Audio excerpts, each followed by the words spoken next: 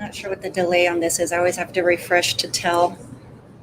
I think it's 7 to 8 seconds, if I'm not mistaken. Yeah, we're on now. But Okay. yeah.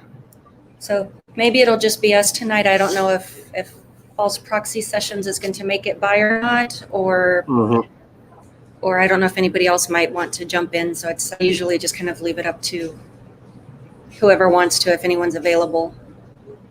Yep, no problems.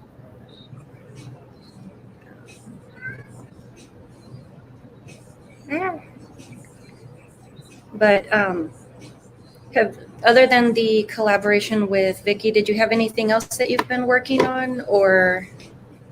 Well, I'm actually going to be doing the Scream series for the 31 Days of Horror. I actually just gotten that review typed up and ready to go. It's got to do probably film it maybe tomorrow if I have the time to film that, because I'm going to get that started up. Then I'm going to write up my review for Vampires versus the Bronx and get that set up. I think let's see. I think the last video I actually did the Slash Brothers challenge. So I put up Wolf Creek because we did slashers not based in the States. They're all based in other countries, and I decided to do the Australian one, Wolf Creek. That one. Yeah, because I was like, I could have actually chosen that or the Loved Ones, because I really love the Loved Ones, but I decided to go with Wolf Creek and said, no, I'll say the Loved Ones for another slasher. Even though it's really not a slasher film, but it does have slasher elements in it. But you know, it's still you can't screw over Lola.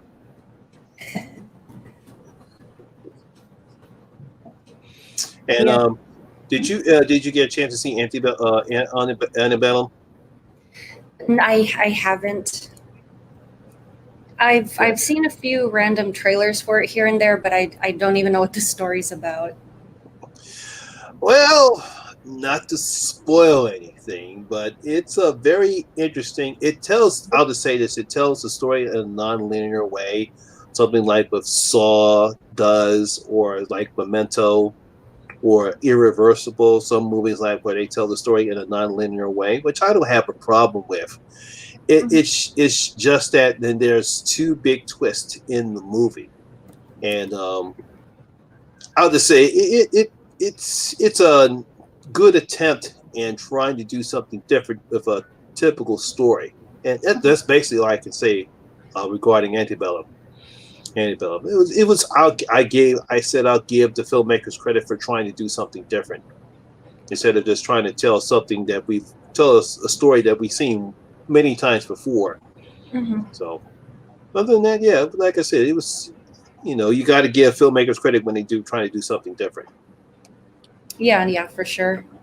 Let me see. Yeah, I don't really keep up with the newer movies too much. I did see the trailers for The Craft and The Witches yesterday. Have you had a chance to check those out yet, or? Oh yeah, I actually got a chance to see The Craft. I actually did a video reaction for The Craft Legacy, but I kind of figured that was going to come up, and I think a lot of people thought it was supposed to be a remake, but it's a sequel, because when you see Nancy Fariza Buck's picture in the trailer pops up, and I says, wow. And they say they actually is marketed, this is not a remake, this is a sequel, because everyone assumed that this was going to be a remake. And so actually it's a sequel. Now, I don't know how this character is. She's supposed to be some type of relation to Nancy, or how Nancy fits into the story, but it is intriguing. And they do have some callbacks to the craft. Light as a feather, stiff as a board, and then we are the weirdos.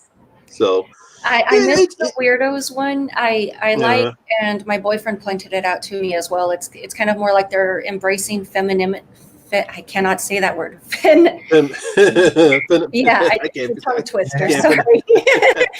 But like that scene where they're teasing the girl for coming into her womanhood, and they take her. I think we cut out just a little bit there. But they take her back to her place, and they have a ritual for her, and they're kind of like, you're one of us now. And I think it's I like what you had said about that is how it gives the impression that maybe young boys should be more sensitive to changes that girls go through, even if it's not something they're comfortable with or something they know too much about. Yeah, because I think what they're trying to do is they're trying to make this story as a light version, real light magic first because of all the glitter and stuff, and Mm-hmm. then eventually you'll make the turn to go dark. Something like how Harry Potter was, because you see it was whimsical and light and magical, but then later on the series goes dark and really goes darker as the series progresses. So I believe that's something similar to here, what they might want to do with the craft. Mm-hmm. Probably not tell. I'm pretty sure they decided not to try to tell the same story as he did in the first one. So what I believe what's going to happen is the main character is going to be this maybe kind of similar to Sarah's character in the first one, but eventually she's going to turn into Nancy. That's what I think was going to happen. Mm-hmm. Hmm. Which I don't have a problem with that. The more the better. Yeah, because same thing. I didn't realize it was supposed to be a sequel. I thought they were just rebooting it. Yeah, because that's what everyone said. That's why they didn't like it. They didn't Mhm. want it. Because everyone Oh, loves the craft. it's not a reboot. No, it's not a reboot. It's Ah. a sequel. See, like when she was holding up that photo, I was like, oh, so I guess they're gonna bring up. But how can you do that if it's? Yeah, yeah. Mhm. I should have caught it like right there, but like yeah. That's That makes Mr. Rick, by the way. He usually likes to chill out off camera. Yeah, I've seen Rick a few times in some of your videos. So Rick, what's up, man? Hey, how you doing? How you doing? All right, Monty G. Yeah, because that's because I think Jason when the trailer first dropped and Jason Blum made this statement. Jason Blum made the statement saying that this is not a reboot because I'm pretty sure that's what they got some flack about it, and they decided no, we're going to make this a sequel, not a reboot. Mhm. Hmm. Yeah, because I saw the poster before we checked out the trailer, and I was like, I don't know how I feel about it, but I like how they kept the number of girls the same. They didn't really mess with that formula too much. No, it's not much. It's not much you can do with the. You don't want to change the formula. It's like you ever seen the new Charm series? I haven't. I haven't even checked out the Sabrina yet. Hmm. Sabrina's okay. I saw the first season of because I was intrigued to see because I heard a lot of people saying it's Mhm. kind of like Riverdale, but a more darker version of Riverdale because Riverdale is supposed to be this darker version of the Archie characters. So that's what Sabrina was to me, but I felt as though it was too CW-ish. And with Charmed, as far as this charm as opposed to the other one, this charm that they created, I saw the first season. I haven't seen the second season, so I've binged the first season, and I like some of the things that they did. Some of the things I didn't like, but I did like the fact they did make it a bit darker than the original charm. Mm. Mm. Well, yeah. I mean, that's all I've. No, I use generally do that as an acknowledging, like I'm listening type thing. I didn't mean it to come off a certain way. No, it's okay. But yeah, I had heard that it was a little more dark. I'm not too sure exactly what direction they were interested in going with this one. The Mm. craft one, I am curious about, especially because that group of girls, they're younger than the girls from the original film, so it's kind of like they're kind of targeting tweens, I guess, or a younger crowd. Oh, well, it looks like Post Proxy has joined us. Yep, there he is.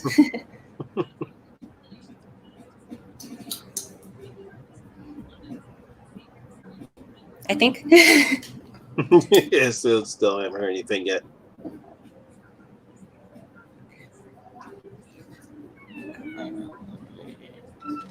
Probably still setting up. I know he messaged me earlier that he was logging in.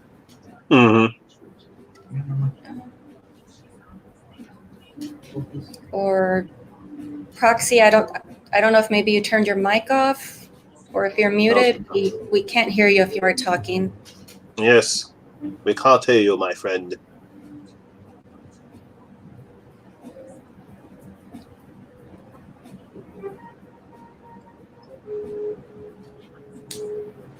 Foxy Proxy, what's your function? Or, I don't know if I just told my age right there. Well, I think I have a guess because I remember I remember the Schoolhouse Rock songs. Right on, man. Yeah, Yeah.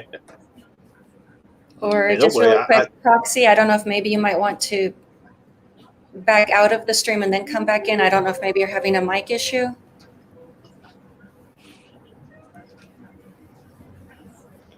Is he in the chat?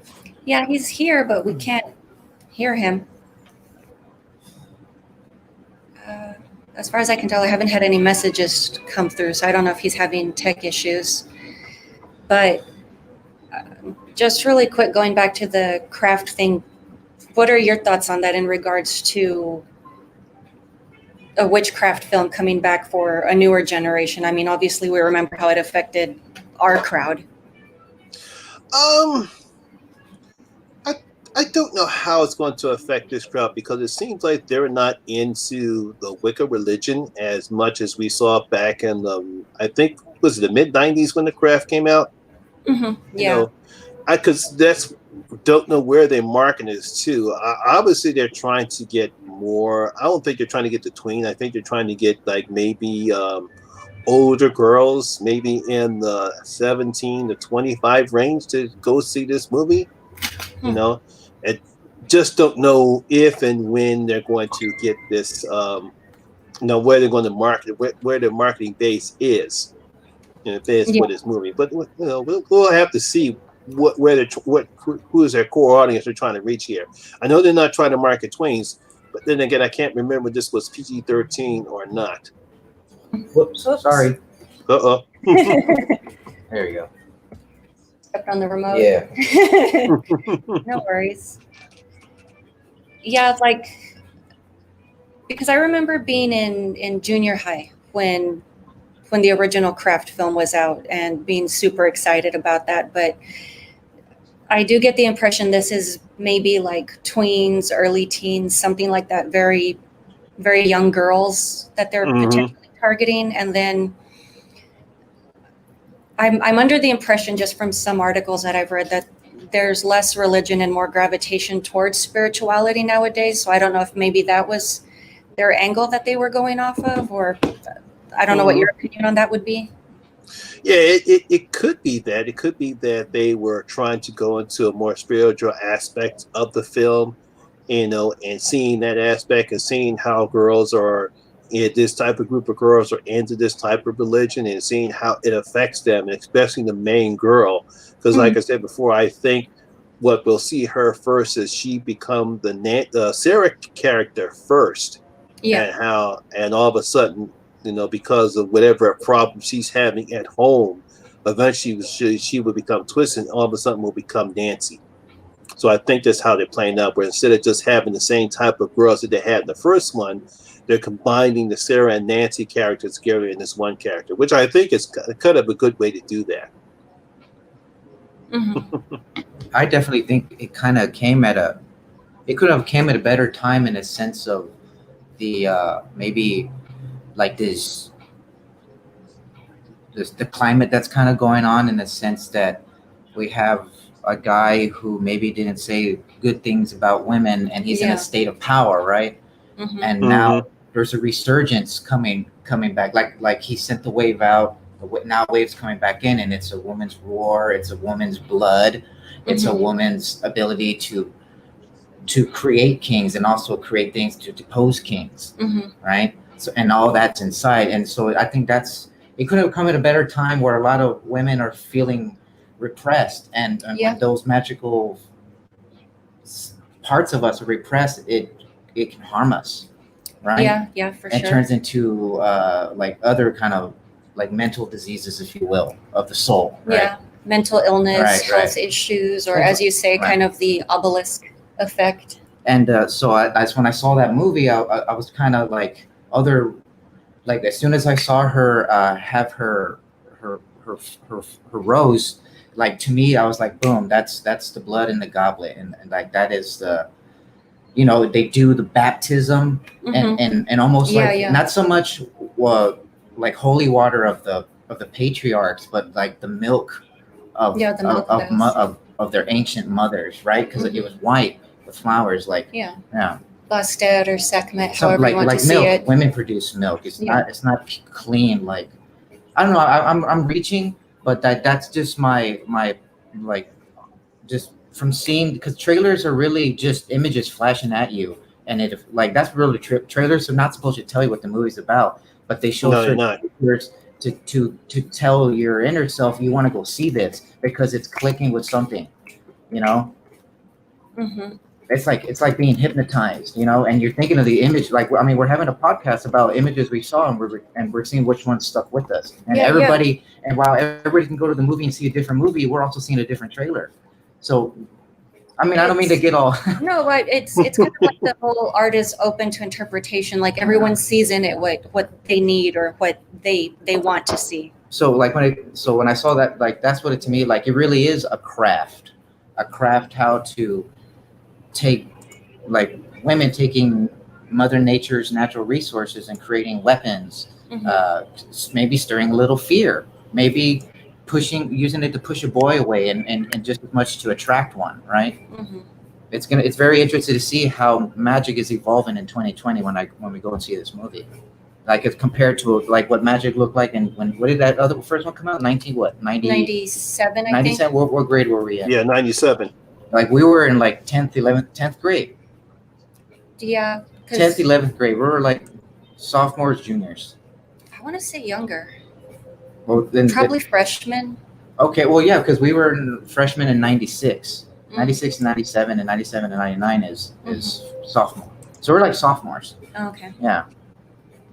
I mean, that iconic walking down the hall of school, it's all evolved around school, especially when there's no school anymore. It's going to be weird to see that movie and nobody's at school. Like, no, you're picking on me. It's just like, man, I'm at home having a Zoom class. And I don't know, maybe it'd be a bigger disconnect. And I don't know. I'm just throwing, you know, sand and against a refrigerator, see if it sticks. Yeah, sorry about that. I was trying to get the chat up on YouTube. That's why I was trying to clicked on the wrong button. I wasn't sure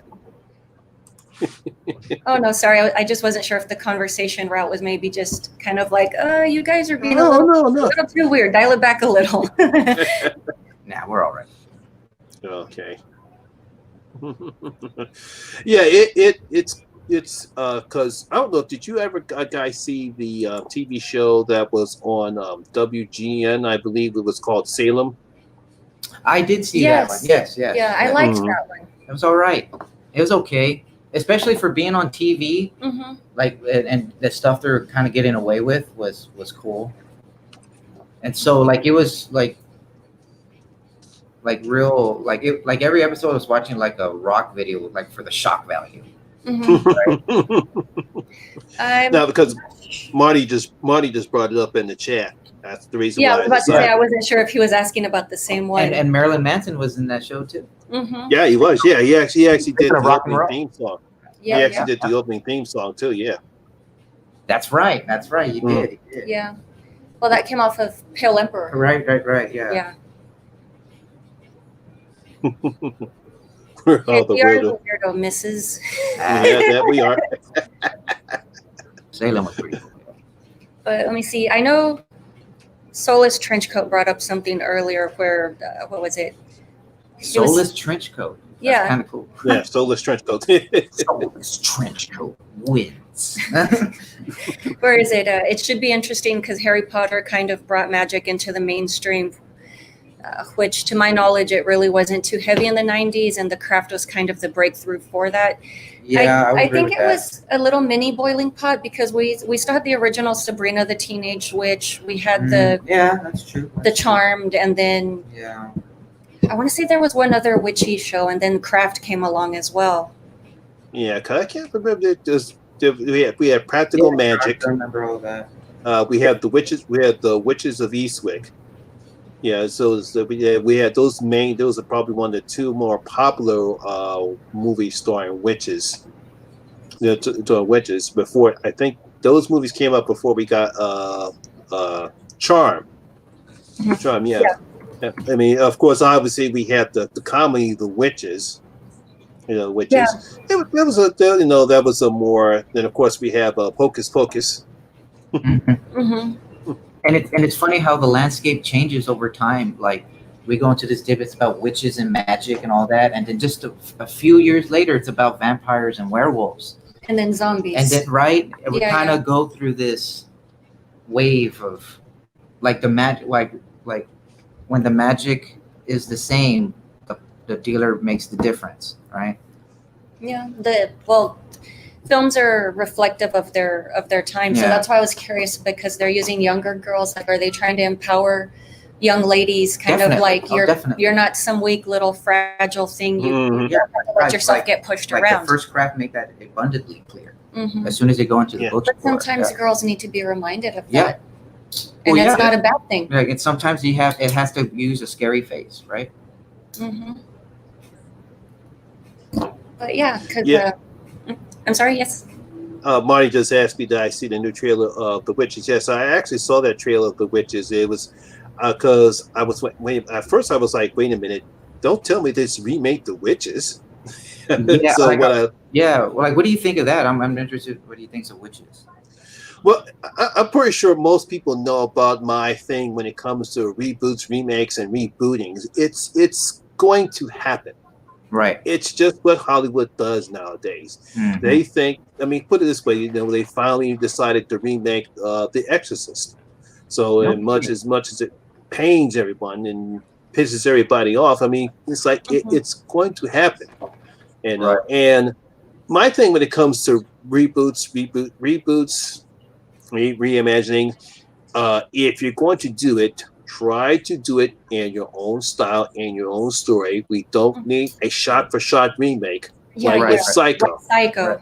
And Witches kind of is doing that with you, like with the narrative of the characters and kind of where they're going with that and in a new direction. I like that it was set as a timepiece, like the little boy in his grandmother's house, and they had the Motown music playing. I was like, it instantly hooked me at that, especially because I love the older stuff. And I kind of like the story, because I can't remember if the original one had the witches were turning the children into mice the same way they're doing in this one. I can't remember that one because it's been such a long time since I saw the original witches. Yeah. But I like we hear Chris Rock's voice as doing the narration.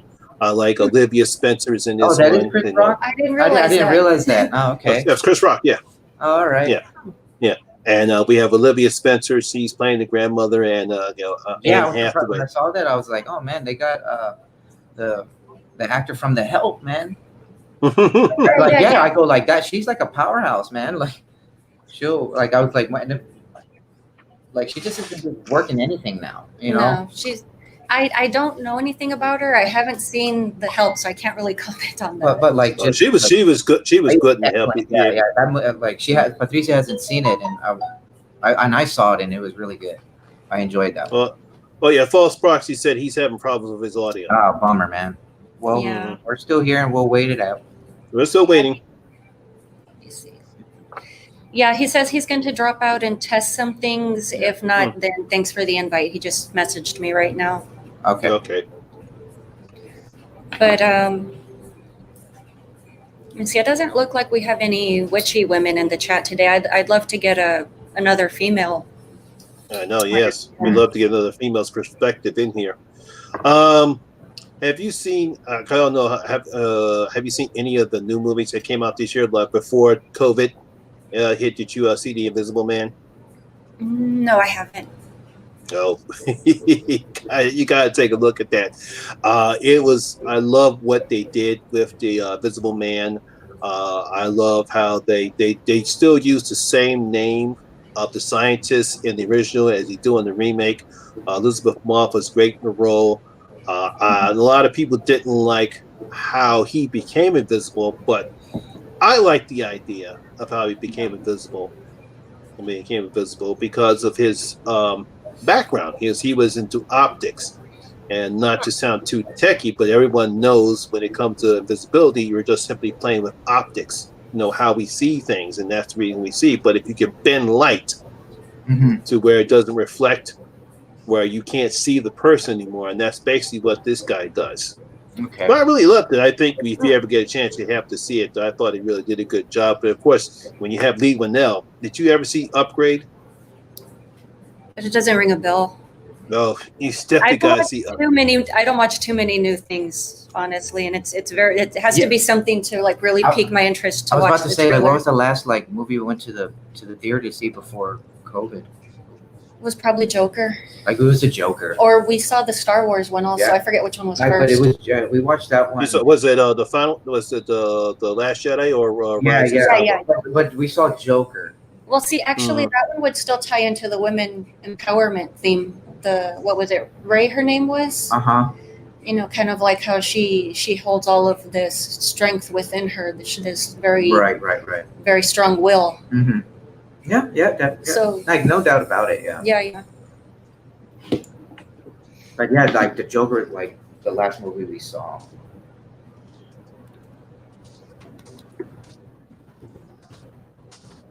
Yeah. It just takes effort to go out and watch, movies these days. You know, it's funny because did you ever see The Witch that came out? The Witch. Oh, the colonial one, right? Yes. Was it? Yeah, the one that's. I can't remember. Yeah, Anna Taylor-Joy. Yeah, Anna Taylor. She was in that. Yes.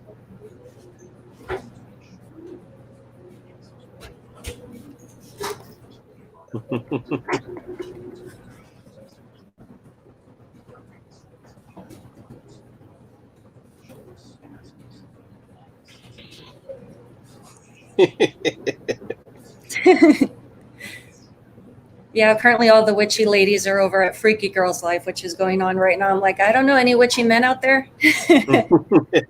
Yeah, I know it because I saw they were talking about the witch tonight. I was like, oh, okay, yeah, that would make sense. Yeah, but I liked the idea of the witches also, the newer one. I loved that one as a kid, especially that from the original one, that intro story about the little girl who got placed in the painting and you saw her grow old over the years, but nobody really knew where she was or what happened. Like, as a kid, to me that was freaky. Like, oh wow, that's scary. And then just the thought of being trapped in a painting. That's not good. It's kind of like a reverse Dorian Gray, I guess. So, what movies have you seen, or have you seen since you don't watch any of the newer movies? What was one of the newer ones that we've seen? Do you remember? Like, we've been watching a lot of those those free voodoo movies, like those horror. Like, that's when it comes to watching like movies and anything horror related. We watch they're on voodoo. We actually go on purpose and find the free ones because they're really bad. Oh man! But like, I'm really into, like, now I have to watch one, or like I have to see. They're kind of, sometimes they surprise me. I just can't think of a list. They're like silly names like Sickle and like Demon Birth or I don't know, like Attitude Zombie Slayer. You know, like, yeah, like it's hard to, like, what movies you're watching, like, oh, like The Bad Nun, you know, like, did we watch The Bad Nun? We saw that today, actually. Yeah. Oh, yeah. I just got The Bad Nun in the horror pack. Oh, so you're familiar with the film? I think I've heard of some. I heard a couple people talk about it. I don't know if maybe I don't know if Brad from Bronco Juggalo, or maybe even Dave Maggin might have mentioned it, or even Joe the Horrorman might have seen it before. But I actually have it. I actually have it in my video collection from Horror Pack. Yeah. So if you're ever bored one day and want to check out what a bad nun looks like, well, there you go.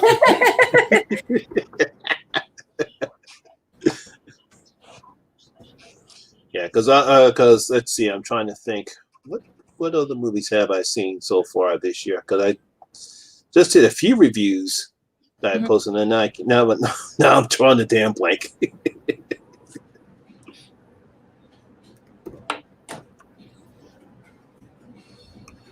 This is great. The bitches on great underrated horror comedy. Oh yeah, that's right. Yeah, I did. That's right. I saw the sequel to the Babysitter, Babysitter Killer Queen. Here's my problem when it comes to horror comedy. It's so hard to try to blend horror and make you laugh. Now, what made the first one so great mainly was Samara Weaving, because that's the charm she had between her and the kid she was babysitting. They had this great chemistry and this great charm, and then in this one right here, you don't have that because she's missing, and then you simply bring back the four other people that were part of the demon cult, and they really don't do anything other than what they did in the first movie. And it's like, yeah, that's fine. Yeah, there's gore, and there's great practical effects, and there's violence, but nothing really happens in this one where they do the same shit that they did in the first one. It's like, but I want to see something different. And then the love interest that they have him go for, that's she really doesn't bring anything to the story other than, well, we can't have Samara do be back in here because she's dead, so we got to give her another love interest. Oh, there's Marty. Hey, have you guys watched Vampires versus the Bronx yet? I just did. No, I don't think we see that. Would you equate it to Attack the Block? A lot of people are comparing it to that. I haven't seen that one in a long time. I can get some similarities between that and Attack the Block. I think Vampires versus the Bronx is cute. So it would be more the Monster Squad. It would probably be more akin to the Monster Squad. Maybe. I'm not on the stream 2 minutes and I already have you flustered. Sorry. It's like this. I got more of a calmer version of the Lost Boys than I get with the Monster Squad or Attack the Block. Or Attack the Block. It's like this. It's cute. It's kind of whimsical. I do like the main three characters in the film. I thought they did okay. The vampires, they were okay. They weren't really threatening. Like, at least the aliens in Attack the Block, they were threatening, and at least the vampires and the Lost Boys, they were threatening. The vampires here, they look like dressed up English dudes with bad makeup. So even lower than the level of Buffy, like even kind of the Buffy, the vampires in Buffy are somewhat more intimidating. Yeah. I mean, it's like this. I guess they were trying to make them scary, but they just didn't succeed in making them scary. Okay. No, I was hearing good things about it, but would you say it's more for a younger demographic than? Yeah, it was obviously they were aiming for a younger demographic, like maybe it's like teenage boys or preteen boys. That's definitely what they're going for, because you don't really see any blood or anything like that. Yeah, the vampires bite a few people, but once they get ready to bite them, you see their fangs come out and then they bite them off screen. So it's not like Blade or anything like that. And it's funny because they do show Blade in the movie. You can see that they're Blade fans, but it's a nice, safe vampire movie for kids to watch during Halloween. So it maybe is trying to be the new Hocus Pocus, or maybe it's trying to be the new kind of kids Halloween kind of movie. Yeah, the gateway to horror. Yeah. Yeah, if you have children and you want them to sit down and watch a good horror picture that's not real bloody and not real violent, yeah, because they even when they do kill the vampires, they disintegrate like Buffy. Actually, no, they disintegrate like Blade vampires do. Just Ash, yeah. No, Yeah, no, I'll check it out. If it's fun, I'll check it out. yeah, I came across people comparing it to Attack the Block, and I like Attack the Block. yeah. So Because I'll give it a go. yeah, because I was not comparing it to Attack the Block, but I could see why they did that way because in the cast is Latinas and Black, so you have that. So you do give them credit for making the diverse cast. It's a kind of inner city, It's like it, inner city it, versus supernatural kind of. yeah, inner city thing. versus supernatural. Yes, so I don't know if you and your boyfriend have seen this, Kara, but if you want to have a good time and enjoying a nice, less bloody vampire film, I think you like Vampires versus the Bronx. I haven't heard of that one. I think it just premiered on Netflix maybe a couple days ago. Like, what happens when you're sucking blood from the wrong side of the streets? You find out in the Bronx. Yeah, that sounds kind of cool. Oh gosh, Did you see? I just saw Sean's facehugger tag. Oh yeah, he asked me to do a quick tag, but the fact the tag is on one of my most beloved franchises. Oh what yeah. was meant to be a 10-minute long video became 27 minutes long. So, but yeah, no. But Kara, what did you think of the Witches trailer? Did you watch it? the which one? The Witches, the Witches, Roald Dahl remake trailer. I wasn't sure how I felt at first because I just saw the promo photo that everyone kept posting, and then everyone started talking about after they had seen the trailer, and I'm like, well, now I'm curious. But I saw that Anne Hathaway was in it, and I'm like, I'm not sure how I feel about that. I was telling Monty kind of what drew me in was that I got the impression it was set in a different time period, like in that opening scene where the grandmother and the little boy are in the house and they're listening to the radio. And I'm like, oh, okay, so this isn't even set in modern day. I think I can get into this. Yeah, it seems to be the 60s. I Mid think it's in 60s, the early 70s. Vietnam era. Yeah. I have a habit of trying to decipher plot elements from the poster. And a couple of things I've been able to ascertain is, now in the trailer, they don't seem to transform that much, but I did notice the majority of the witches have slits around their mouth. So I'm wondering, is there a layer of skin? You know the way the head witch pulls off her skin in the original one? I'm wondering, is that the case? However, in the trailer, Anne Hathaway doesn't seem to transform too phenomenally. She keeps her kind of quote-unquote kind of look. Another thing I noticed in the poster is I think Emma Thompson is in it, and I think they are going to go with the idea of the Good Witch, because if you look at the poster, the main body of witches are behind Anne Hathaway, but at the left-hand side of the poster you see a witch underneath the stairwell on her own. I think it might be Emma Thompson. So I'm wondering, are they going to do a verbatim remake of where the kids get changed back into humans at the end, or will they be a bit ballsy and have them stuck as mice just like in the novel? Yeah, I forgot this was based upon a novel. Oh yeah, one of Roald Dahl's best. Yeah, I think you guys were talking about that earlier this week about Ronald Dahl. I'm not sure how to pronounce his name. Roald Dahl. Oh, Yeah, horrible. Yeah. I'm bad at name pronunciation. No. He has a very weird kind of name, and I'm dyslexic. It's only that I heard his name being said, so don't worry about that.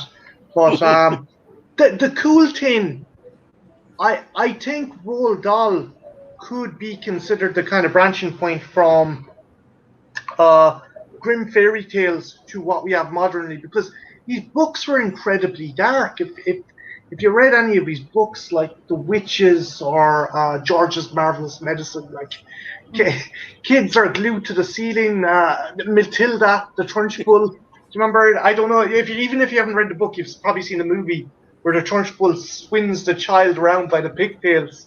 Like I liked his writing because it was very vulgar. Like I remember in George's Marvelous Medicine, one of the concoctions was donkey snot. I just loved that. It was just real silly kind of. It sounds like it's more dark than the actual book because a lot of people don't know. Yeah. I genuinely. Their fairy tales Monty, are dark. I genuinely don't think you could do nowadays a direct adaptation of Roald Dahl stuff. Like there was another book called The Twits, and it was about these two kind of inbred idiots who lived in a house and didn't like children, and they used to put glue on their sidewalk, and the kids would lose their pants, and the Twits would come out and hit them with nettles. It was weird. It was like Dahl wasn't afraid of really pushing the boundaries of good taste. He was a fantastic writer, but he didn't hold back either. Yeah, the BFG, Charlie and the Chocolate Factory, brilliant. Yeah, because they were having this deep conversation about which one was better. Was that 71 Willie and the Chocolate Factory, and of course Tim Burton's Charlie and the Chocolate Factory. Oh, yeah, because I remember that conversation. See, the weird thing is, Dahl hated the original Gene Wilder movie. But the weird thing is, while Dahl hated that movie was more in the kind of tone and spirit of his books. Mm-hmm. It was just that kind of. I mean, like the bit where they're going through the tunnel and that glimpse of the chicken's head being cut off. Everyone remembers that. That's up there on like scariest moments in kids' films and stuff like that. Yeah, because I remember seeing Charlie and the Chocolate Factory just this one time, and I'm like, what the hell is this?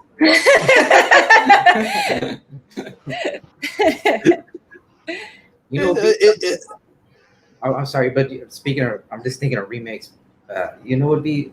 Do you think they'll make a remake of Neverending Story? Maybe. Do we need one? No. I think that was one story that needed to end. When they had Jack Black in the last one as a bad guy, that was the sign things were going bad. Oh yeah, they had. Yeah, like I'd never seen it. I've only seen part 2, but we did watch a YouTube guy review the third one, and it looked like it was pretty bad. I might have been asleep. I don't remember. Yeah, we were like, look at Falcor. It's made out of a cardboard box and sheep wool, put together with Elmer's glue. Like it's kind of like the Ninja Turtles movies. The first costumes were awesome. Yeah. The second one's like, by the time at the third one, it's like, why are the turtles brown?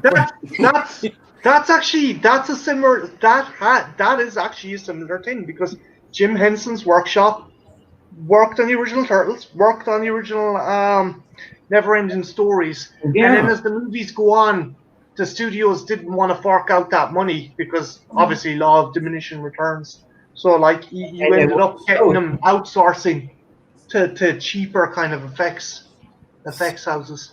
Like they look like they outsourced to like a kindergarten class. Oh, you think that's bad? Have you seen the I was never at one of them, but the concerts they used to have, turtles coming out of their shell. Oh, yeah. Oh yeah. Oh, out of our shell core. Oh, man. It More like my eyeballs coming out of my skull. It looked like the mutagen had taken more effect than it should have. Oh Jesus! But sorry, I went off on a tangent. No, like that's cool. I like going off. Like snowballs are good. Yeah, nothing wrong with that. It opens the possibility for different topics. Yeah.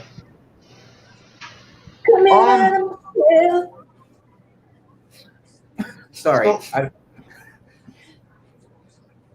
You were discussing witches. Oh, sorry, Cara. Go on. No, I was just going to say in a silly way really quick. It makes better sense for a hermit crab to be singing coming out of our shell because a turtle's still stuck in it. Yeah. Okay. That's what I'm saying. It was kind of pointless. I was just in a silly way. It's just splits moment Teenage thought. Mutant Ninja Hermit Crabs. I don't think anybody wants anything with the word crab to be 6 or 7 foot tall and a mutant, you know? And I think in the UK they were called the Teenage Mutant Hero Turtle. Hero Turtles. Ninja was considered more violent, and also after season 1 they removed Michelangelo's nunchucks. Michelangelo just used the grappling hook the whole time because so I love that. So any kid can get a rope and tie 2 sticks together, but they didn't ban the swords, the sai, or a bow staff. It's like Michelangelo gets punished, right? It's probably because he's the youngest. You've got a comment. Oh, what does that mean? No, you've always been saying fuck yeah. Oh, come on. Yeah. Super cool, man. Super cool, dude. Wasn't that during the time when England was going through its video nasty stage? Dude. That was the early 80s. Turtles. I think Turtles reached kind of Ireland and Europe around. Was it 86, 87? Mm-hmm. I think so. But again, you're probably right though, Monty. There was this battle axe by the name of Mary Whitehouse, and anything like there. If you want a kind of insight into how effed up the rating system is and why it was so messed up, you look at there's a documentary. I forget, Ban the Video Nasties, and it's all about Mary Whitehouse and her crusade to ban a bunch of movies. And like, for example, I think it was not Blue Underground, Palisades. They do toys and merchandise now, but they promoted Evil Dead in 81 when it was released in England, and it was released in cinema and on video simultaneously, and they were brought to court. They were actually going to be sued, and Sam Raimi and Rob Tappert actually had to come to England and testify like that their movie was like, it was kosher. It wasn't some kind of corrupt thing. The same thing happened with Cannibal Holocaust as well. I think they had to get the actors to prove they weren't actually murdered in the film. But it's stupid. That's what happened here. They actually had to testify in court here in the States to let them know that what was happening to them wasn't real. Unfortunately, they did kill some animals that was real. That's one of the reasons why I didn't like Hannibal Holocaust. But it's amazing how people didn't like Hannibal Holocaust, but yet they loved the Green Inferno. Oh God, I watched that movie. And I could go into a slew of words to describe it, but I won't. It's no, the Green Inferno. We have that. It's basically Cara. It's a remake. It's Eli Roth done a remake or it's kind of like a semi remake to Hannibal Holocaust. Cannibal Holocaust. I'll get my words together. Animal or cannibal? I just get an image of like the kid stuck in a cage with Anthony Hopkins, and he's eating them one by one. But no, it's desperate. I mean, honest to God. He doesn't pull punches in that movie. No, but like. He's done other movies, and I can't believe I'm singing his praises because I can't stand him. But he's done other movies that have had some merit.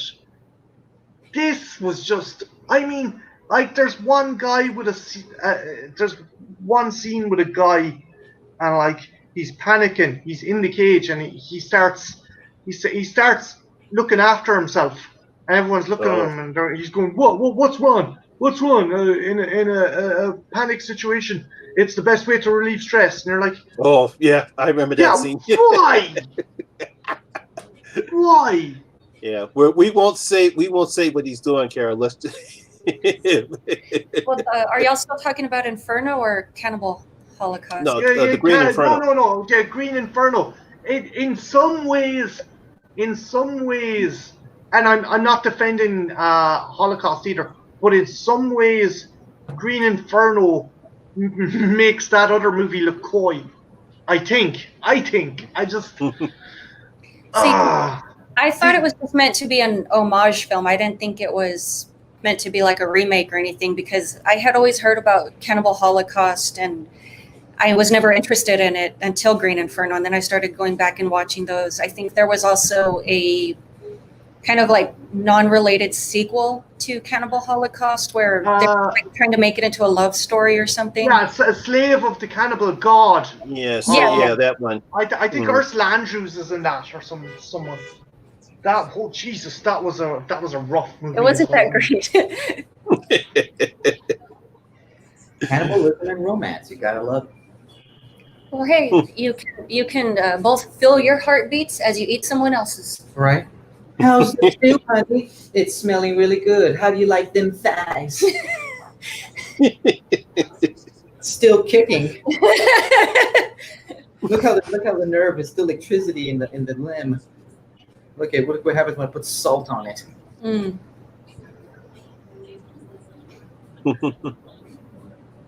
Well, yeah, no, What do you mean by SOV? Eat them. Yeah, there's your craft service right there, man. Well, Trenchcoat was saying, what was it? They didn't like the fact that they necessarily killed the animals, but they understand why it was done. So there's one movie they killed real animals in? Yeah, like they cut the legs and head off of a tortoise. I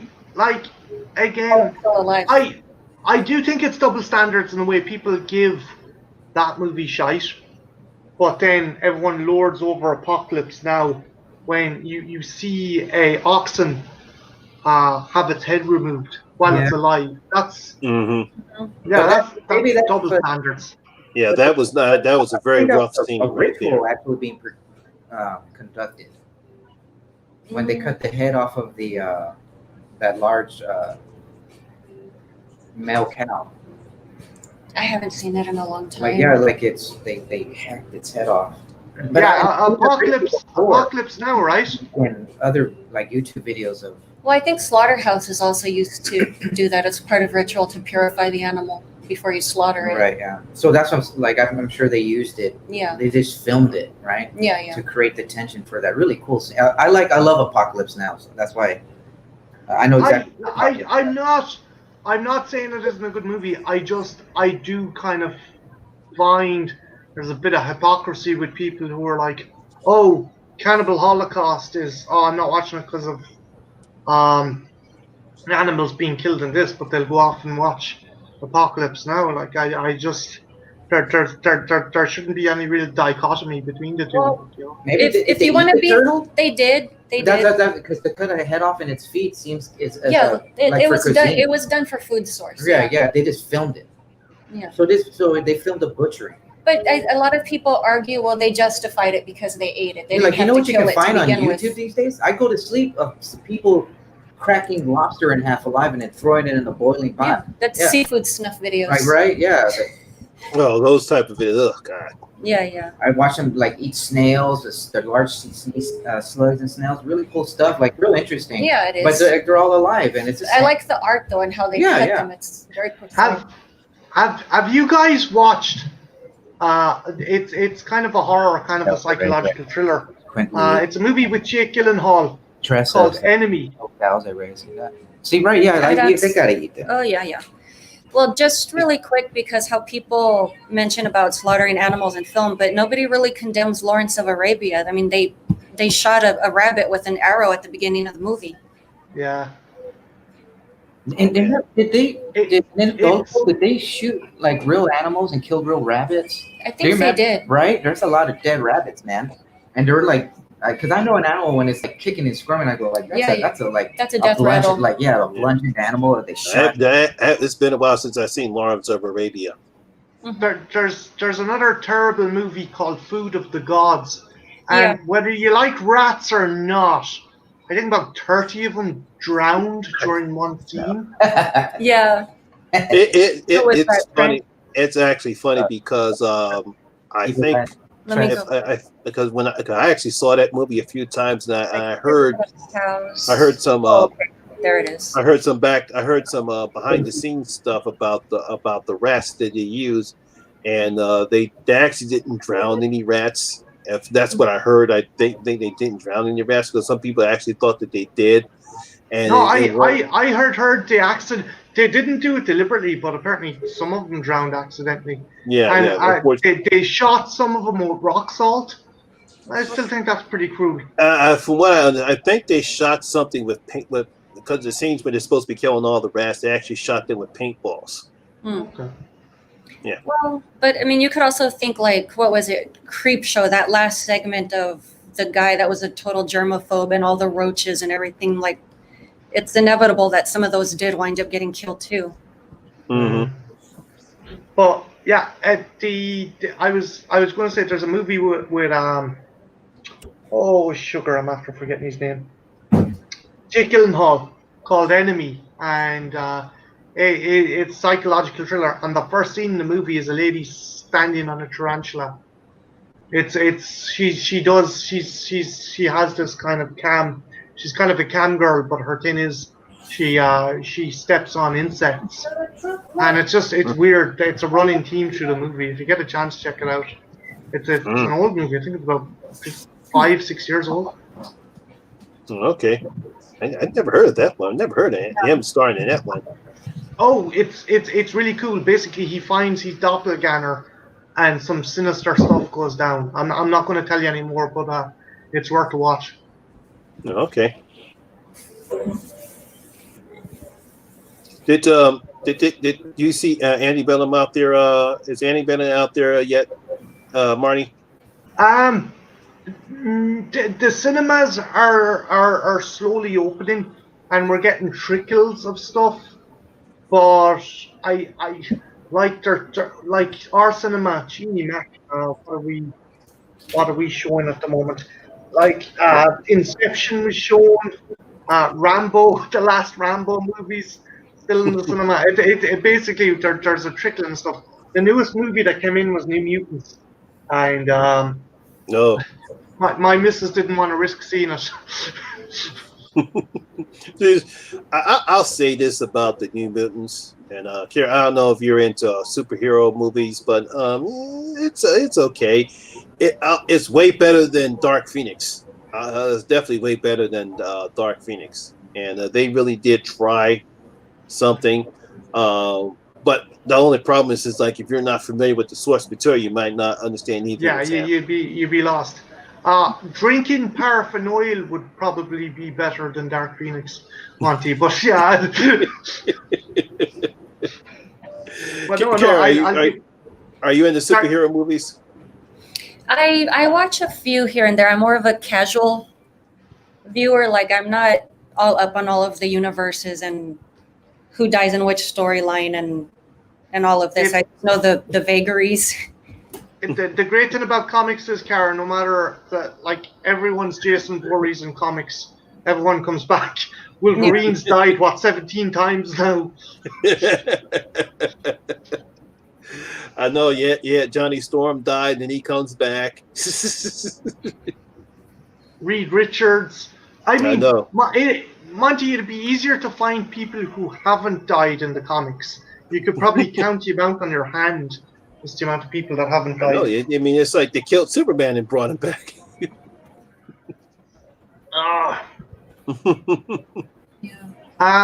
What's your next video, Kara? What's the Nun going to be reviewing?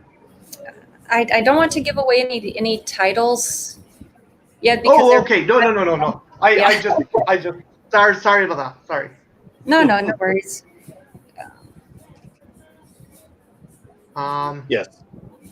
So my next video will I definitely will be reviewing Vampires versus the Bronx, and then just like I told Kara, I'm doing the Scream series, so I'll be putting up Scream. Probably, hopefully, I should get both those up maybe by tomorrow. So I'll be doing that for the 31 days of Halloween. It's kind of I know oh goodness gracious me, I'm after forgetting her name. Really nice lady, lives up north. You were good friends with her, Monty. Lisa Loves.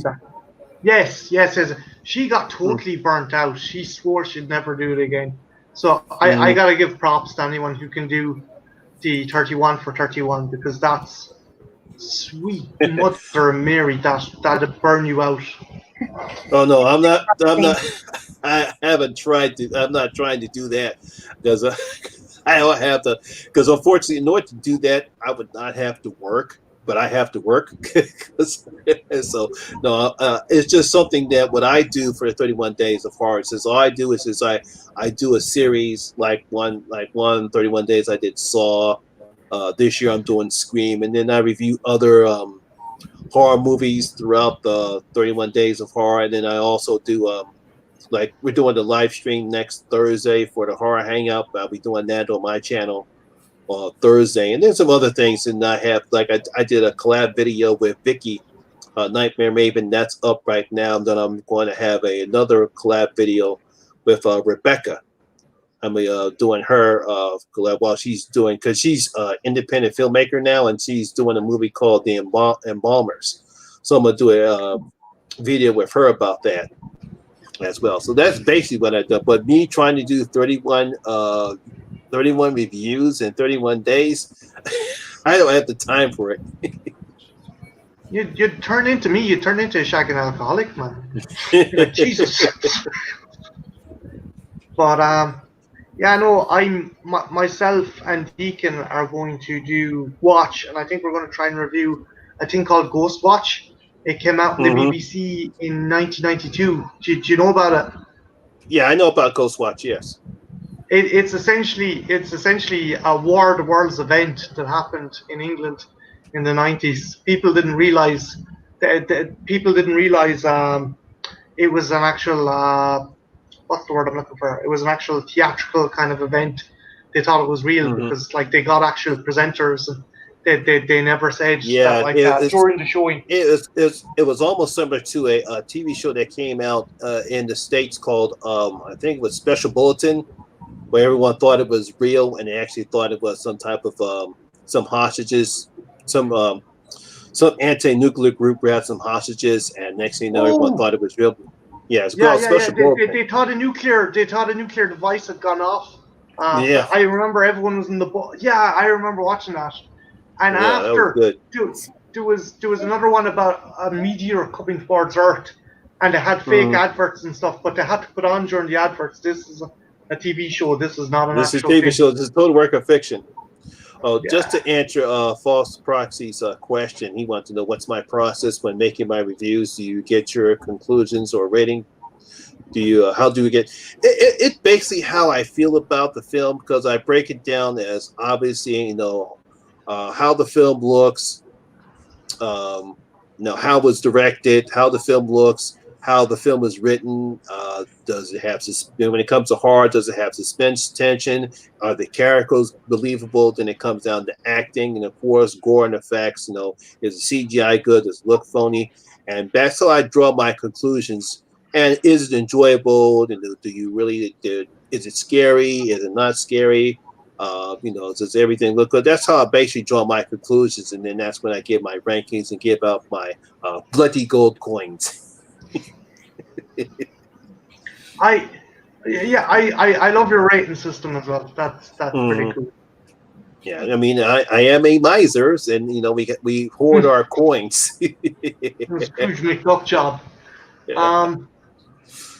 It's like this, because I'll take a look at the movie, and once I sit down and I get my thoughts together and say, okay, well, the director did this, he really shot these scenes well, shot these scenes well, and how he frames the camera work, how he shoots his scenes, do we get nice aspects of where we're shooting at? Does he create the type of atmosphere that we need to get the audience into, say how Alien was shot. Alien was shot very good because it's very claustrophobic, tight enclosed spaces. That's basically what the director is. Do we get any tension? Are the scenes shot well enough where we sense the character's fear? Like when Ripley comes up, and next thing we know, we see the alien right behind her, and all of a sudden, then you hit the music, and we sense her fear. That's good, not only good acting, but also good directing. Do you think a lack of a budget is a benefit with making a horror than actually having too much of a budget? I know that sounds weird. No, that's when you have either good writing and or good directing, because you can have a minuscule budget but still create something good, as opposed to a major budget and then come up something like, say, Slender Man or the Bye-Bye Man. Yeah. Like I was, one of Sean's questions was about like Prometheus and Alien Covenant. And one thing I stated is I think Scott had to prove himself in the original Alien, had to work inside the parameters of having a small budget, and he made the best of what he had. And he made it fantastic. Whereas with those movies, I think it was a case of the Emperor's New Clothes. He was just he had too much power, and everyone was saying yes to him, and no one was there to bring him back. That's why those, like, beautiful looking movie, but the plot and the story was like, forgettable. Did you ever see Prometheus, Kara? No, I didn't see Prometheus. I saw the second one. Alien Covenant. Yeah. I get what he was trying to do with Prometheus. I really had no problem with the story. I thought some of the practical effects were okay. And I get why people didn't like it, but I really didn't have a problem with the story. I like how it connects things from Alien, and we get some answers as to where the alien race came from. So I really actually had no problems with Prometheus. No, I understand the use of some practical effects, but I really had no problems with Prometheus. I had more problems with Covenant than I had with Prometheus. Oh, don't get me started on Covenant. Yeah, I just saw that. You're trying to not rant. I'm going to behave because I don't want to turn the air blue. So the thing is, okay, if I can equate it to anything, it would be like what Rob Zombie did with Michael Myers. Like, when you give him you're about to start me motivation. Yeah, you like, the luster, the mystery is shattered. Like, the thing that's fantastic about the alien is it's so fucking alien. We don't know anything about it. We don't need to know. All we need to know in the ramifications of the movie is this thing is bad and it will kill you, and you can either kill it or run away. There's no. It's like in zombie movies. Like, you don't need to know what made the zombies. What you need to know is how to survive them. They're like, sorry. I agree. I agree with you. Like, I'm not a big Aliens movie fan, but I've seen them. Mm-hmm. But like, I do understand about that. You're feeling about Covenant and Prometheus and Covenant being very convoluted. Mm-hmm. Like, all I really want is the Marines to go in and kick ass.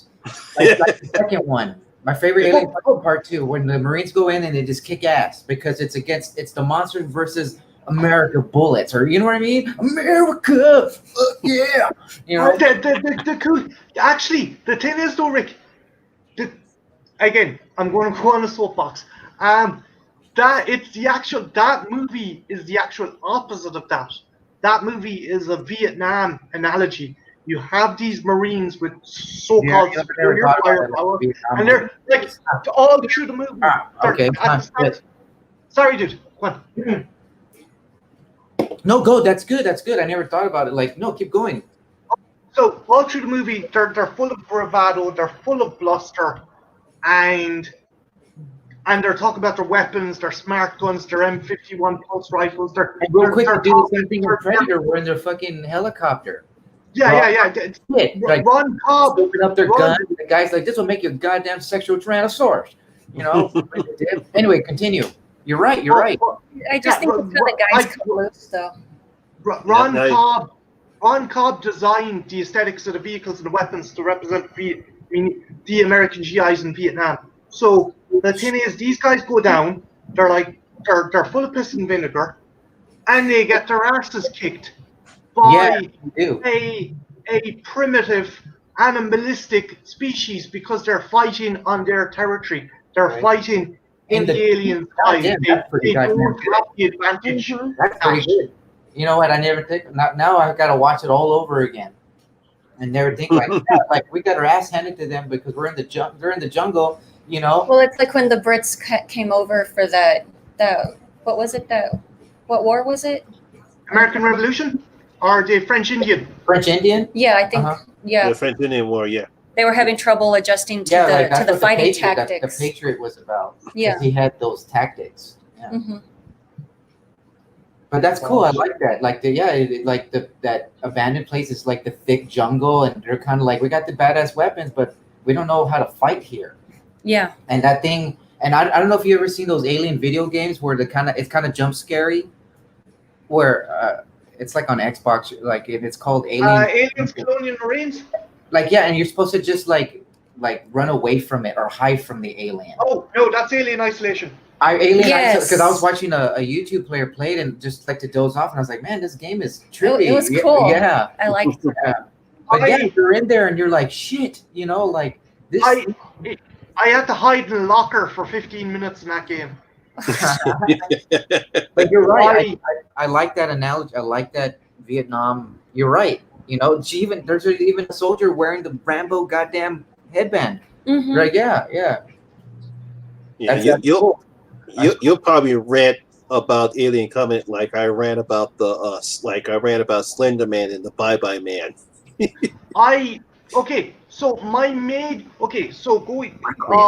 sorry, Kara. I'm going to go into another fucking spiel.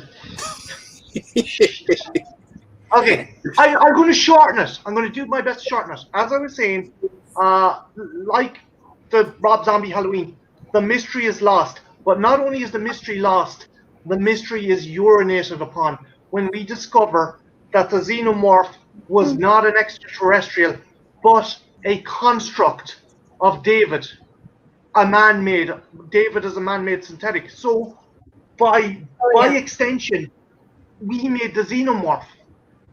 That to me is ridiculous. That to me is Couldn't you just boil it down even more and say that we're primitive xenomorphs? Yeah, again, I do think they were going for that, oh, man is the real monster, and the xenomorph is just us without our trappings of emotion and virtue. But again, it's just it's similar to because one of the things we'll be talking about on our live stream next week is the Thorn trilogy with Michael Myers. The reason why I don't like that particular aspect is because it takes the mystic out of Myers, as opposed to he's just a evil man and all he just wants to do is just kill. He's not motivated by anything or anyone. And then when you add the Thorn trilogy into that aspect, it's he's part of a curse now. That's the reason why he has to kill. I said, oh man, take it over. Bringing the cult stuff, right? Yeah, the Thorn cult. Yeah, the Thorn cult. Yes, yeah. It's a rune. It just ruins the whole aspect of the Michael Myers character. It's actually. I think false proxy put it really well. The shape is not shapeless anymore. Yeah.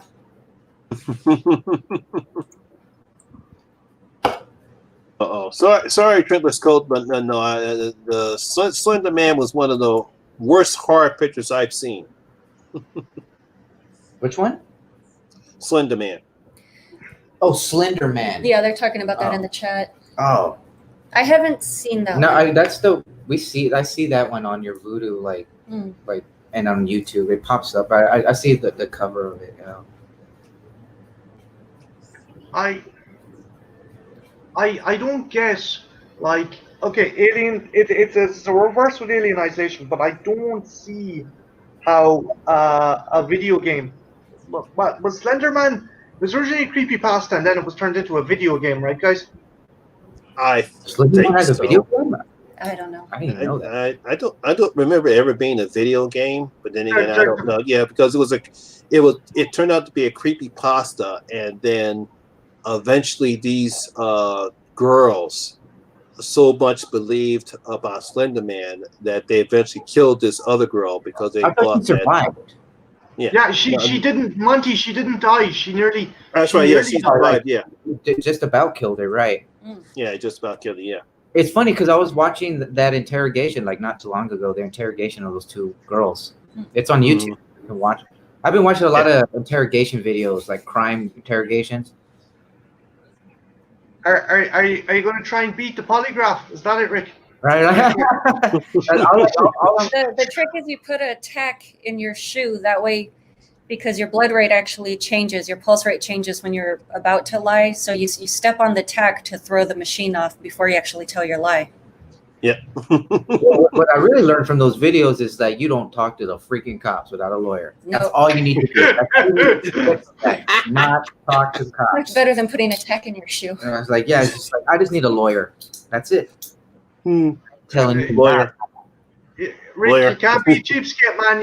You can't fork out for just thumbtacks now. You got to actually spend money on a lawyer. Yeah, well, like it's like even if I like if I'm gonna go down, at least I want to mitigate my how much I'm going to burn because I'm gonna pay for it anyway. It's like you get me my Ms. Public Defender, I get a real lawyer later. I go like I just want to ask you some questions, Mr. Ramon. I want my lawyer. I want my lawyer. My lawyer. I want it right now. Okay, this guy sounds guilty. He's only walked in the door and he wants a lawyer. And I want my lawyer. Can I get you anything? Bottle of water? Yeah, I want a bottle of water and my lawyer. That's all you need to know, man. Lawyer. Lawyers. Give me a lawyer. You're free to leave at any time. You're not under arrest, so I'm going to leave right now and go get a lawyer. I'll be right back.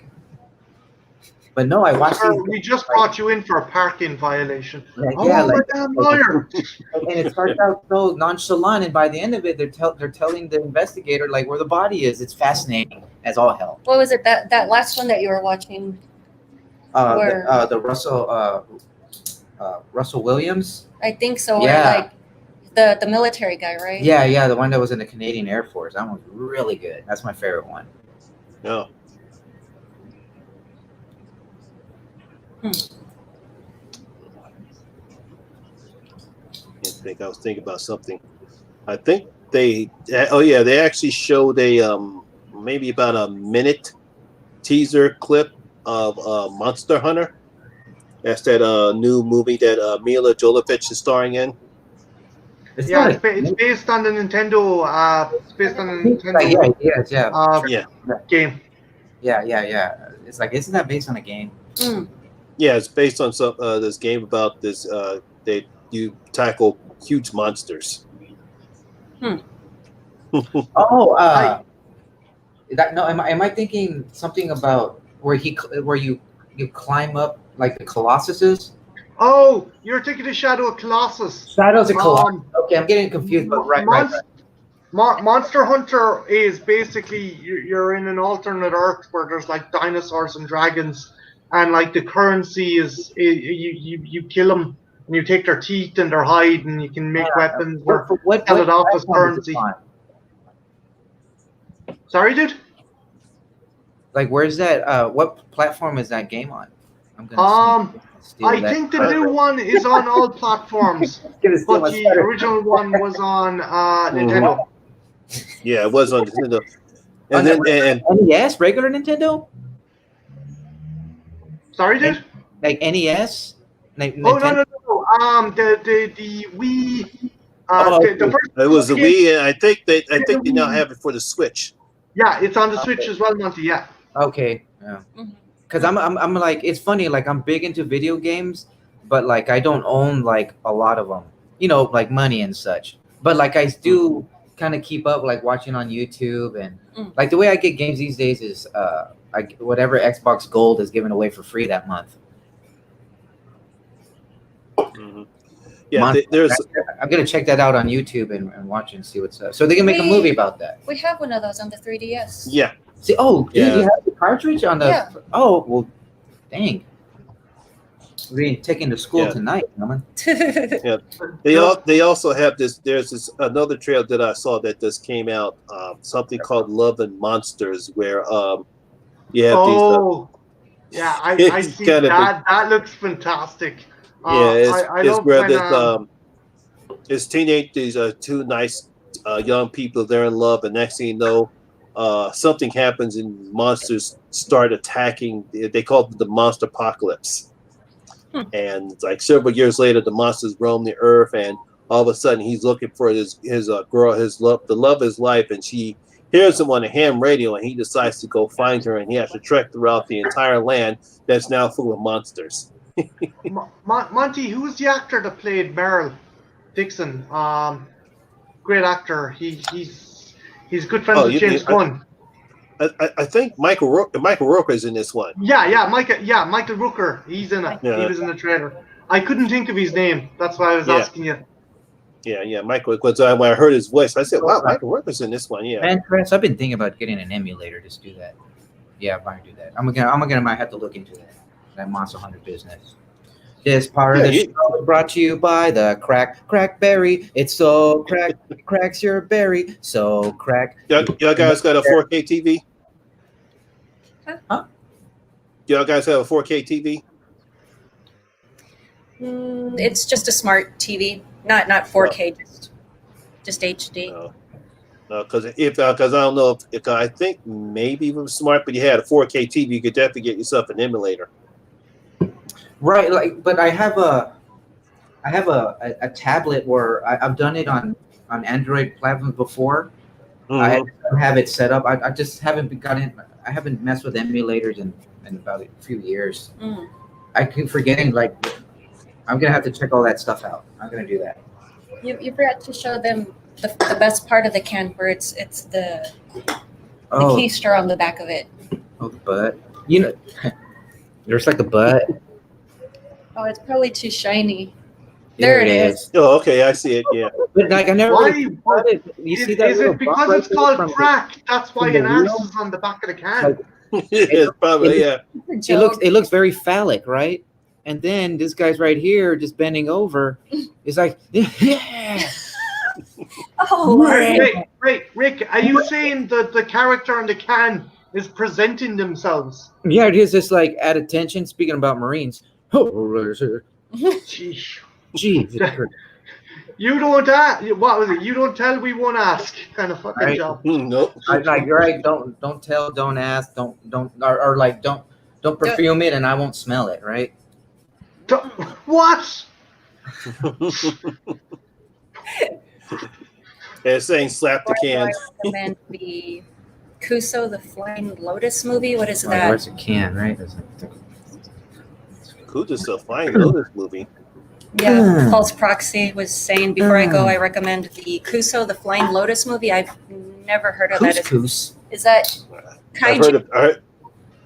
I heard of the Deadly Mantis. It was back in the 50s. That one. Is it like a Shaw Brothers kind of kung fu movie? That's what it sounds more like to me.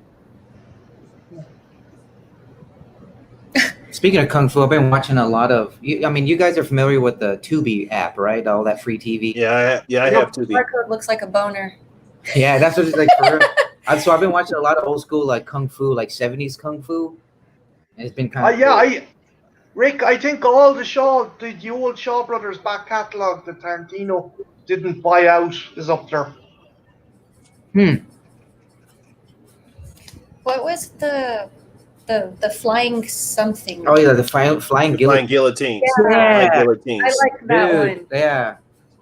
But I realized I remember that one. that movie, but the flying guillotine one was really. I was just like, That was fun. yeah, it was a lot of fun. Decapitation. What was it? The room where the floor was metal and Oh, yeah, they were lighting it on fire, and so they were like being cooked. yeah, and they were Right. fighting in And there. they're fighting in there, and it was getting hotter and hotter, and he comes out, and his feet's like, right? Yeah, but he walks out all cool like nothing, just sticks his feet in a pail of water. The other one was roasting. Yeah. I remember that. I forgot about that. That's funny. Yeah, one of my favorite ones is the 5 Deadly Venoms.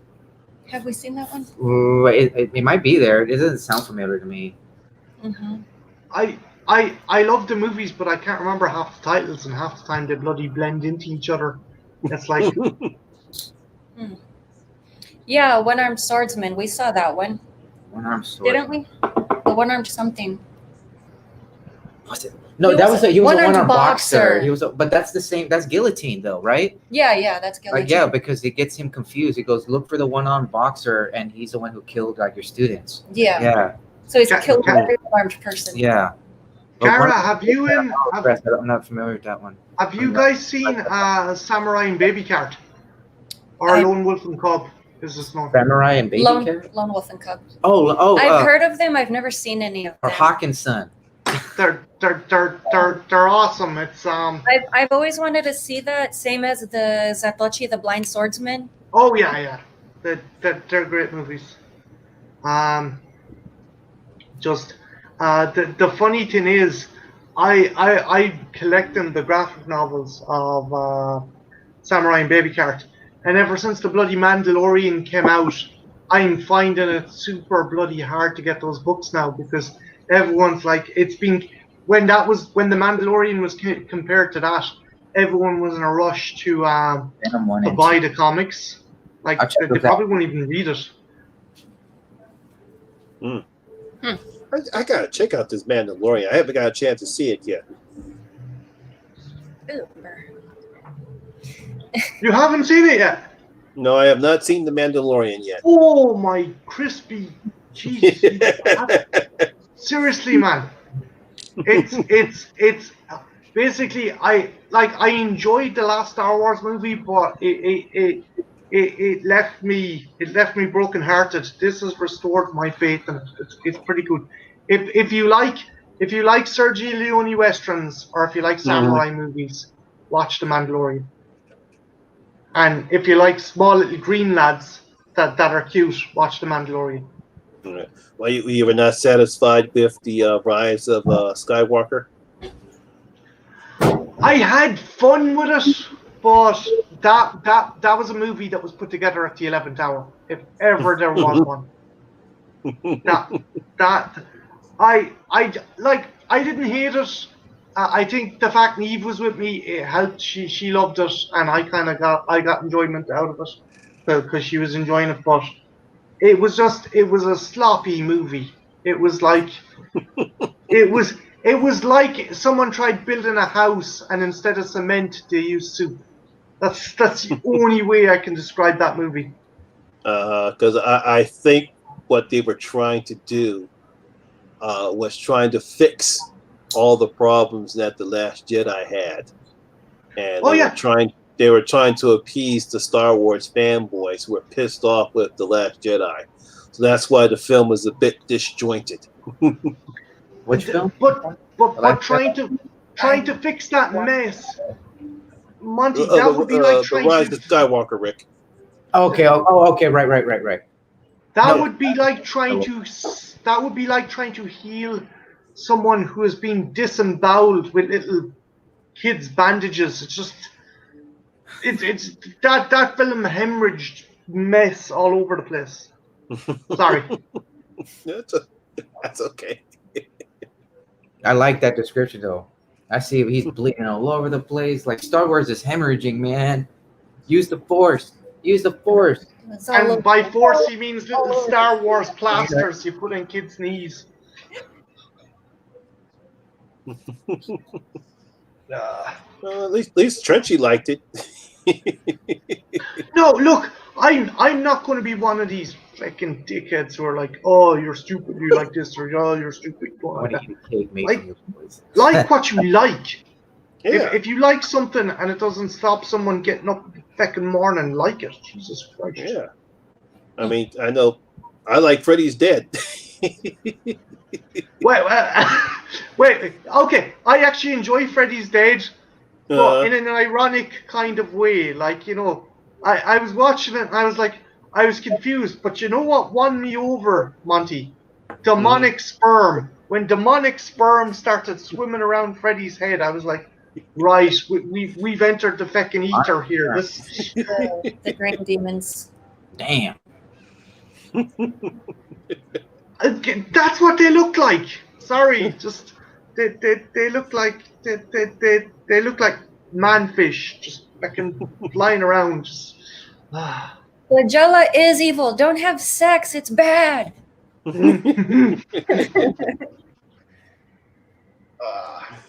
Yeah. Well, Kira, I really enjoyed our time here, but I do have to go to bed so I can cook breakfast for my lovely wife tomorrow. Right on. Alrighty, no problem. Sunday, hey, dude, like cooking Sunday breakfast will give you a long life, my friend. I like that. Well, thank awesome you chatting to you, Monty.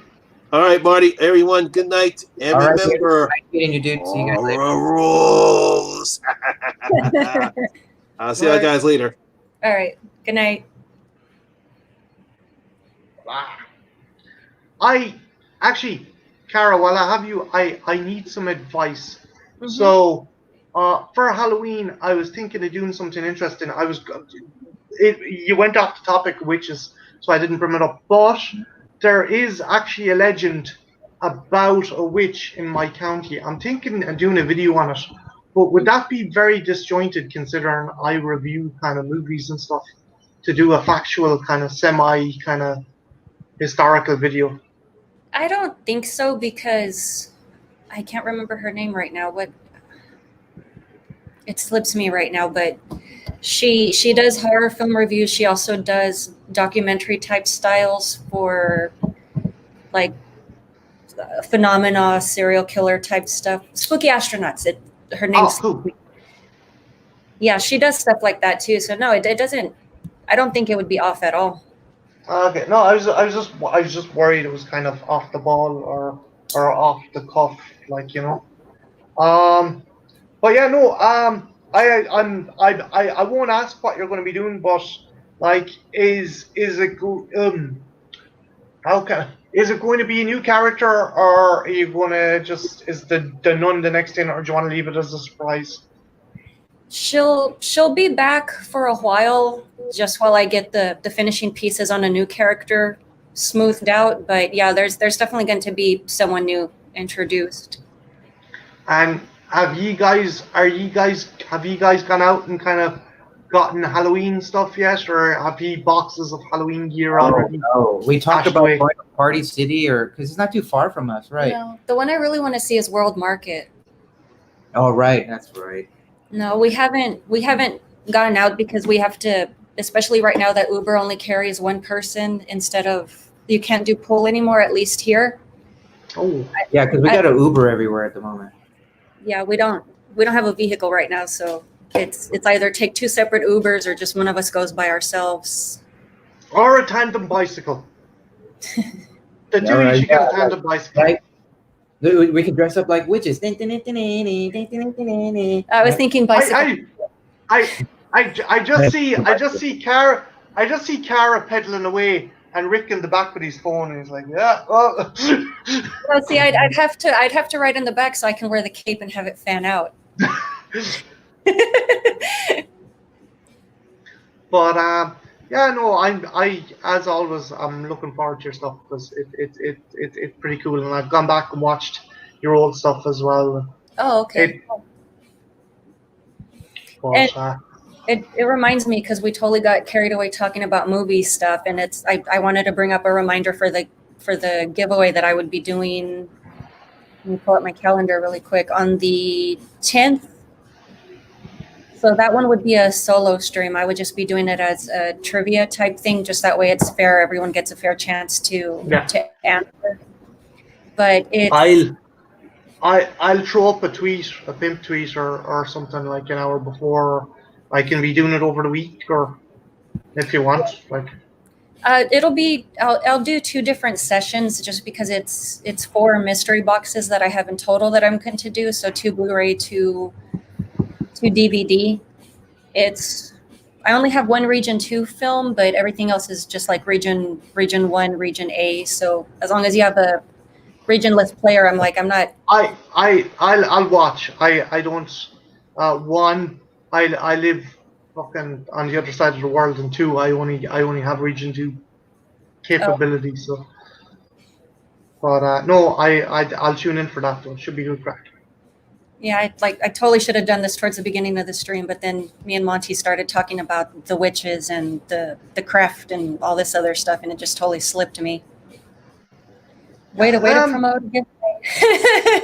I know, like, right? Oh, next week. Oh, okay, next week. Yeah. Yeah, no, but you have a whole week, and you have Twitter, and you're on Instagram and Facebook, and smoke signals, and just carrier pigeons and all that kind of jazz. Like you could promote it any and every kind of way possible. Like. Mm-hmm.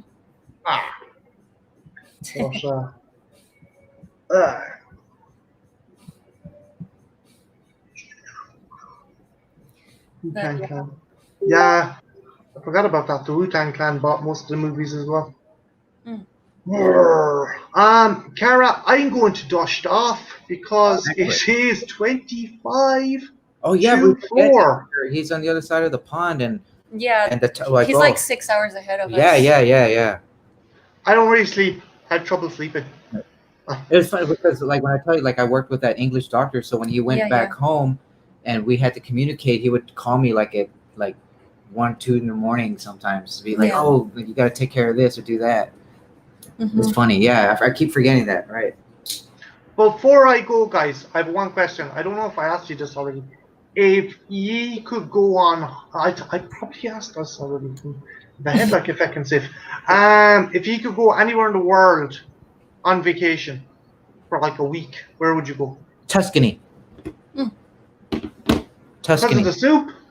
They have nice soup. Like I would go. You know what? I would go to Florence. I go see the Duomo. I go see all the masters, and that's where I would go. Nice. Florence. I go to Florence. Either that or now you got me jump. Or Ghent. Where? Ghent. Isn't that in Belgium? Oh, I was thinking Ghent. Ghent. Ghent. I do not have a head for major geography. I asked the fucking question. But no, I'm not. I particular locations. No, but what would be the attraction to Ghent? Yes, I was right. It's in Belgium. It's in Belgium. Okay, but you want the waffles. You're going for the waffles, right?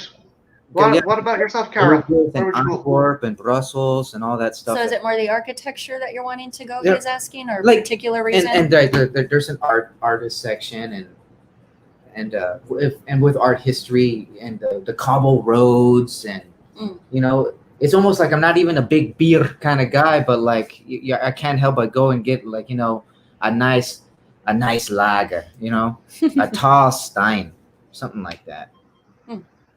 And actually, when I had to go to the bathroom, I had to pay to get in it. Yeah.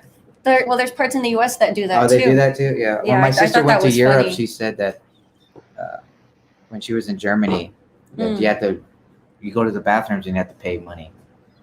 Anyway. And sometimes they have bathroom bouncers. Well, Trash Picture Show, we won't keep you too much longer, my friend. Okay, good night. All right. And come here, before you go, let me have a look at that absolutely sexually fantastic beard of yours. Give us a look. Oh my God. The immaculate fucking beard. I'm going to let you go, guys. Cara, thanks a million. I get it from my mother. What? I know, right?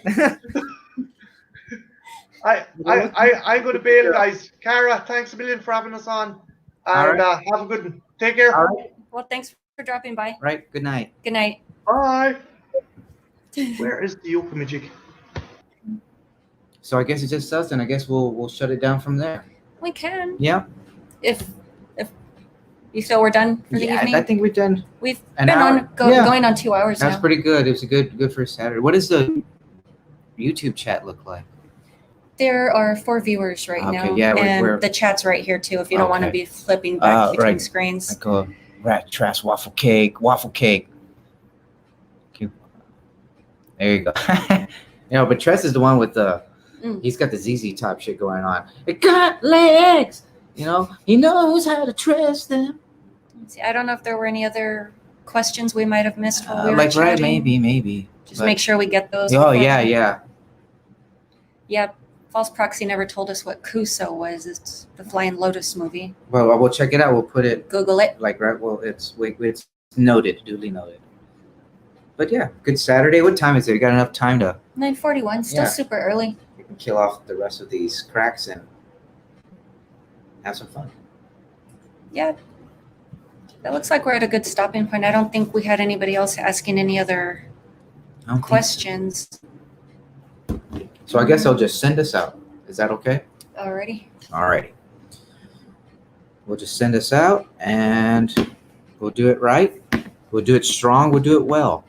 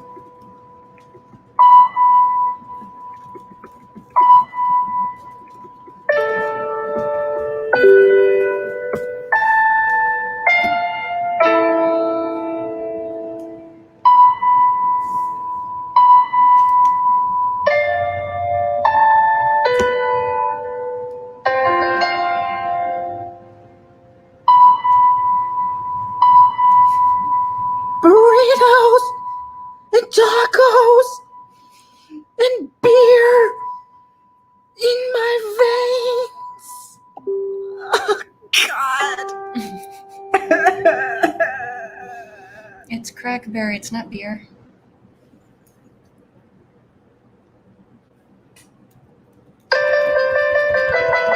All right. Well, thank you for everybody for coming. Alrighty. Well, thank you for stopping by. We'll be back with the giveaway stream next Saturday, and we'll talk to you guys later. Good night.